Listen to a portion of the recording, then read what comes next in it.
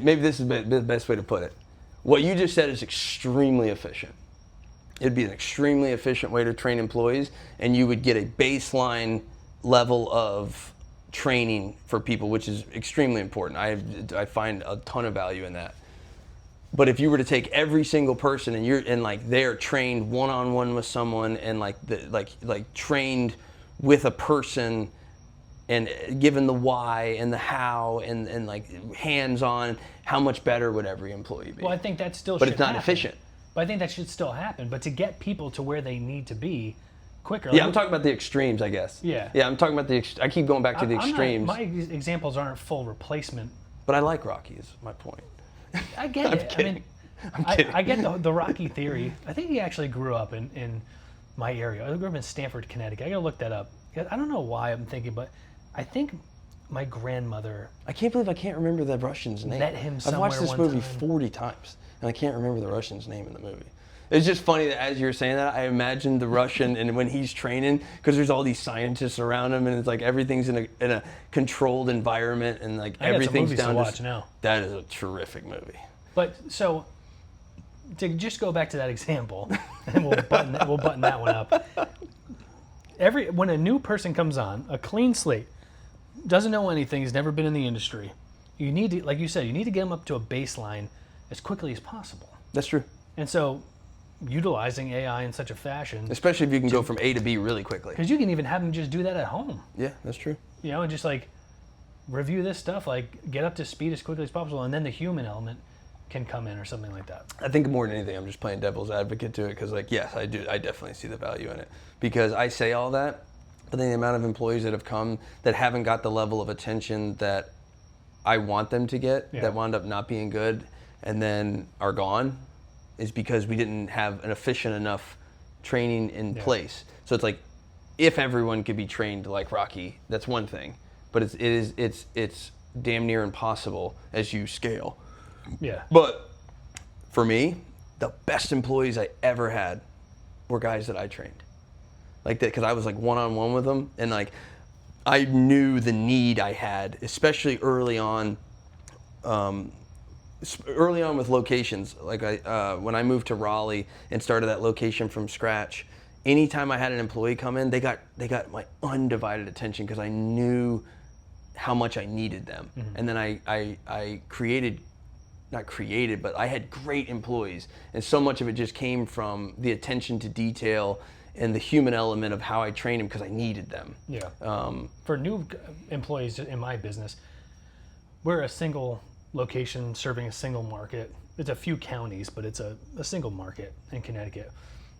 Every single new driver, because it's dumpsters and it's a little bit heavier of equipment, it's a little more dangerous, in my opinion. They train with my operations manager. It's a one-on-one. Mm-hmm. Like, so they follow him. So we try to get them up to speed as much as we can.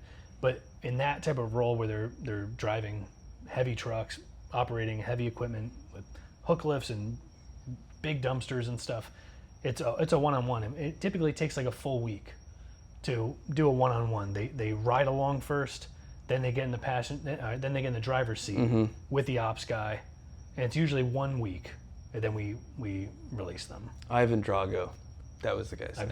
Ivan Drago. He's a badass name too. But no, I agree with you. I just playing devil's advocate too. But I think it's all comes down to the extremes.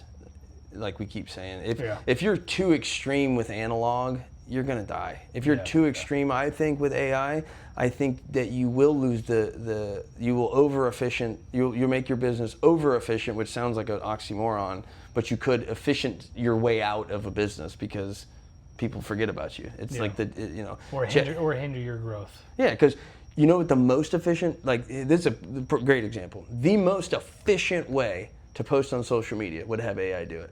But is that going to be the most effective? That's true. Probably not. The human element of social media, like you're saying, owner facing, tell the story, like be human for your brand it's not the most efficient, but it is by far the most effective.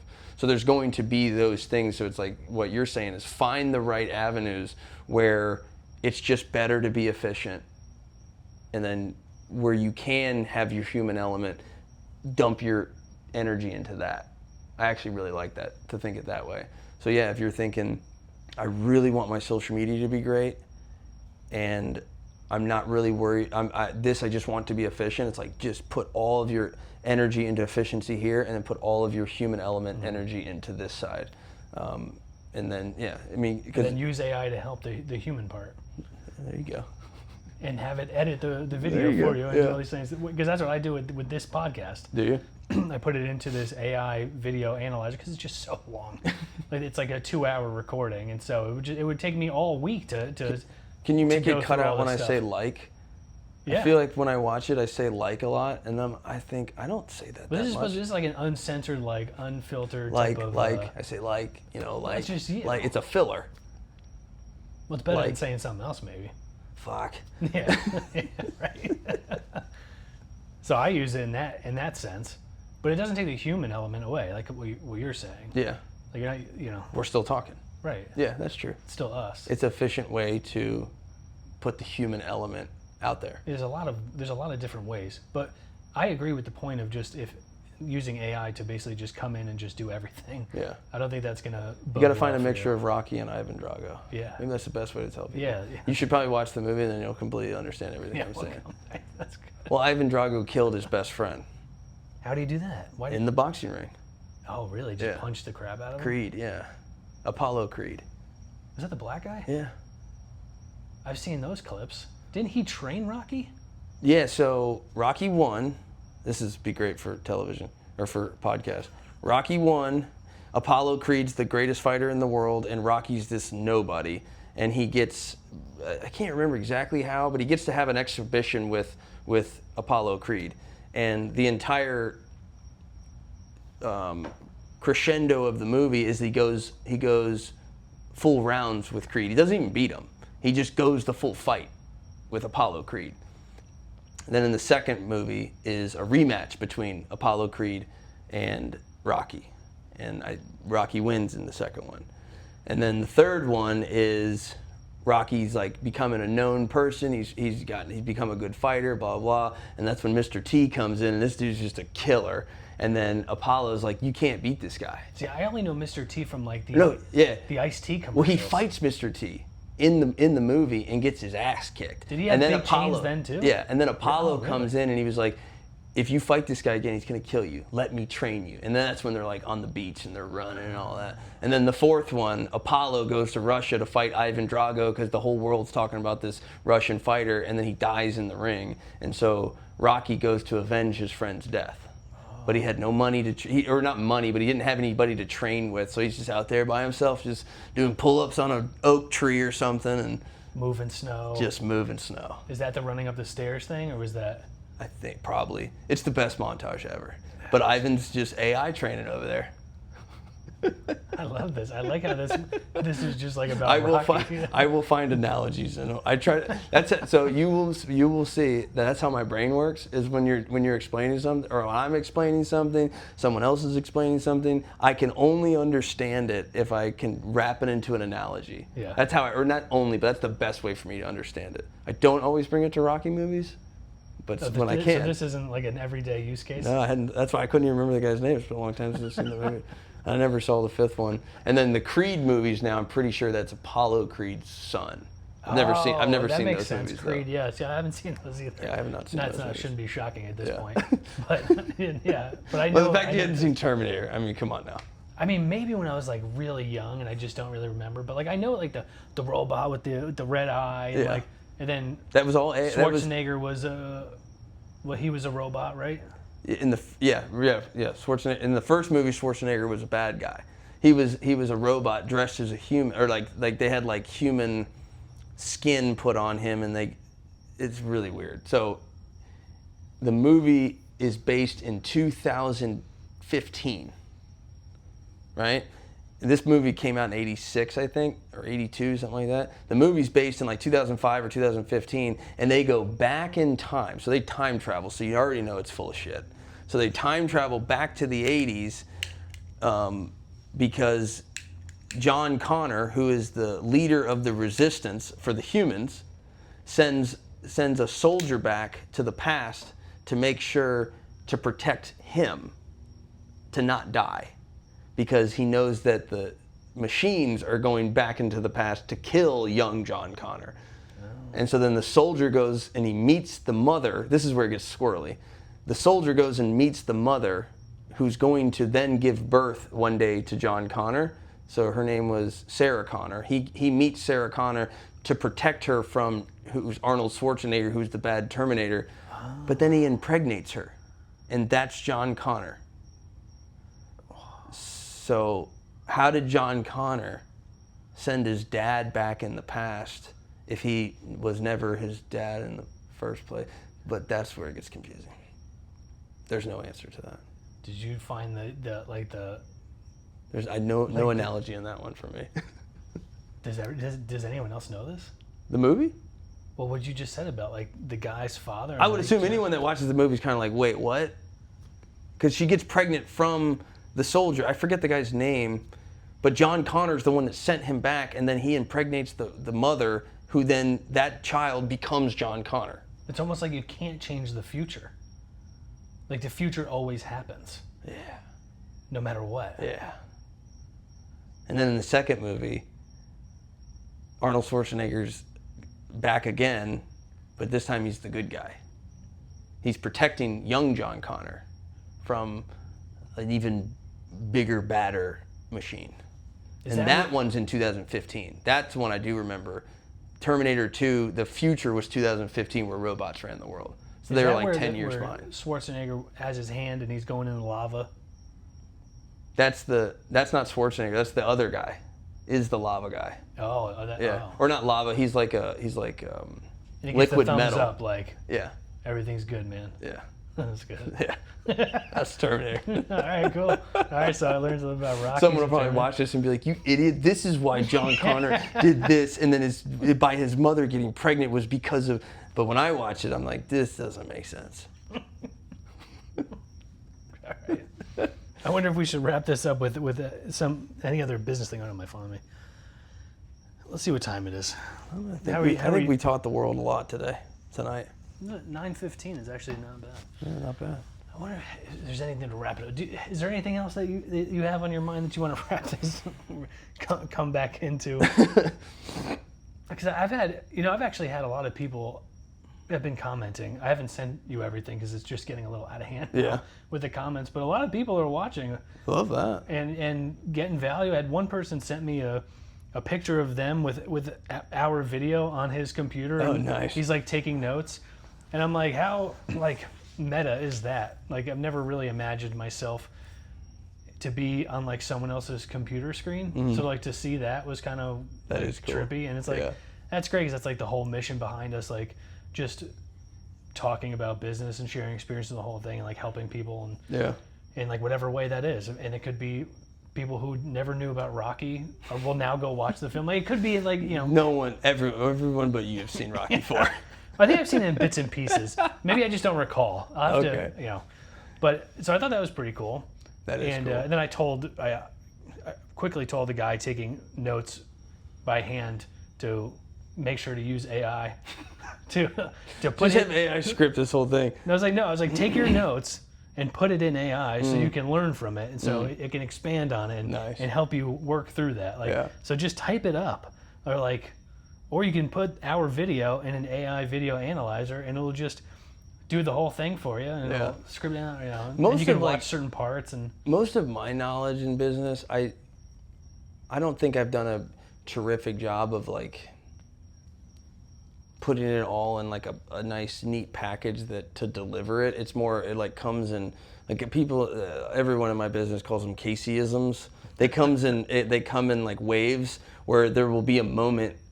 I'll see, because I have spent the last 10 years really teaching. That's what I basically I run my business, but so much of my job I feel is teaching to teach people about the business or to just as I've gotten older, not teach, but I feel like I help young men kind of navigate through certain times of life too, because I still have a lot of young guys that come in.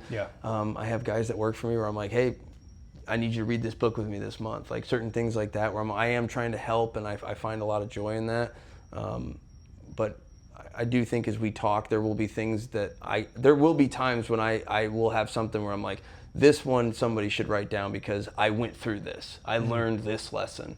But no, I don't have it like real scripted like a book where I could say like, this is the steps, this is what you must do. But there are so many things as they come up or questions where things will ring out to me. I'm like, well, I experienced this and this, I did a lot of things wrong, but I did it. So I learned from it. Yeah. I know we've talked about it a bunch, but to me, I will always say the same thing, and it's like my philosophy has always been ready, fire, aim, and I think a lot of people should, it's just take action. Everything's in reps. You learn in reps. You learn by doing, and you're much better off doing something wrong and learning from it than you are trying to analyze and make sure you do it right the first time. Yes, I agree with that. I think he was in Atomic Habits, might have been the book, but there was a photography class in a college, and the professor split the class in two, and he said, he took one side, and he said, your job is to take as many photos as you possibly can. I don't care what they look like. I don't care about quality. I don't care about anything. I need you to take as many photos as possible, and then we're gonna submit your best at the end. And then he took the other half, and he said, I just want you to focus, learn, and get the one best shot you possibly can. And when it was all said and done, the drastic difference between the people that got the reps and how much more skilled they were than the people that spent all of their time analyzing and trying to get the perfect picture. They missed all that time of taking all the shitty pictures to learn from it. Yeah. Man, that's just business. That's just entrepreneurship in a nutshell. Yeah, it's like just the reps. And that story to me, that's business. There's so many things. When you're talking about AI, you're talking about, these are all extremely important things, but you got to just go out and do it. You're not going to be able to analyze your way. Paralysis by analysis. You can think and work towards the most perfect decision ever, and by the time you make it, someone else has already made that decision the wrong way 7 different times, and now found on the 8th time exactly how to do it right, and you're way behind. AI is an enhancer, not a replacement. Yeah. But just get out and do. Yeah, if you're thinking, I want to try this or that, just do it. I agree. Yeah. I remember the question that I was supposed to ask us to discuss, so obviously that's not going to happen. But I'm going to say what the question was. Tell me, and I'll remember it for next time. Yeah, I think for the next one, we must start with that. It was, if you were to start over, what would you do differently? Or someone else put it, what were the 5 biggest mistakes that you made when like starting your company? There was a few questions that came in that were all kind of centered around like the same topic of like, if you had to do it again, or like what were the big mistakes that you would avoid, or like that you made or that you avoid, something like that. So I think I can think of some. People are interested in knowing that. And I think there's a lot of value in that too. I say we start the next, but remind me so I come slightly I'm going to prepared. make a note on that. It's like, because I mean, I can talk all day about all the If I got to mistakes. limit it to 5 mistakes, I'll figure that out. I have to limit it down. And that could be, there's learning from other people and learning from other people's mistakes. You can definitely jump ahead instead of making them yourself. You're always going to make your own mistakes. That's why so many people starting this business now. There's so many people starting in this business now that will do in their first year what took me 8 years to do. Yeah. Because you can eliminate so much and learn so much from what's out there. Because like I think I said originally when I first started, there was not one YouTube video of on how to run a junk removal business. There was not one podcast. There was not one bit of information out there. I've told this story 1,000 times. I probably already told you, but it was like 6 months in to hauling junk and putting out signs and doing all that I saw my first 1-800-GOT junk truck and realized, damn it, I thought I invented this. You thought you invented the market. I literally thought I invented this thing. And then it was like, damn it, someone else had already thought of it before me. Brian Scudamore beat you by like, what, 10 30 years? 30 years, whatever it was. It was. Definitely more than 10. But yeah, there's a lot. You can learn a lot now. by the mistakes that other people have made, and also just the information that's out there. Yeah. There's also a lot of shitty information. Well, that's true too, because it's information overload now. Yeah. So now So it's who do you almost, listen to? yeah, it's like almost like a new skill of like just being selective in the information that serves your situation best. I will say I feel like people get frustrated at times when they if they ask me questions, because I know there's no silver bullet, and I'm not going to sell you on one because I'm not selling anything. But there's a lot of people that sell silver bullets, and it's like those don't exist. Well, those are like the gurus that we were talking about. Yeah. They're just If someone's selling you something that seems like it's too good to be true, there's probably a good chance it's too good to be true. Yeah. And also, like, my whole thing is like look at, and not just like guru stuff, but learn from people that are like where you want to be, or like that are ahead of you. Like if you want to make money, then like you should probably talk to somebody who has more than you, and obviously like not from inheritance, like like earned it. Yeah. Or like if you want a business at a certain size, like learn from someone who has that size or bigger. Yeah. Or like just learn from somebody who is where you want to be or ahead of where you want to be. It's like they've already done it like that. I think that's. But you can also learn from a lot. I mean, That's a good. We were talking about Justin Waltz earlier. Barometer. I went to one of his masterminds one time, and I learned so much from a couple of the guys that were there that had businesses that were significantly smaller in size than mine. But I learned I guarantee I left that learning more from them than they learned from me. I think I just had a general compass of like. But I did look, and they're like, okay, they have this thing that I want. Yeah. They have this. Okay, they're doing this thing that I want, so I will learn. And it's like I am always.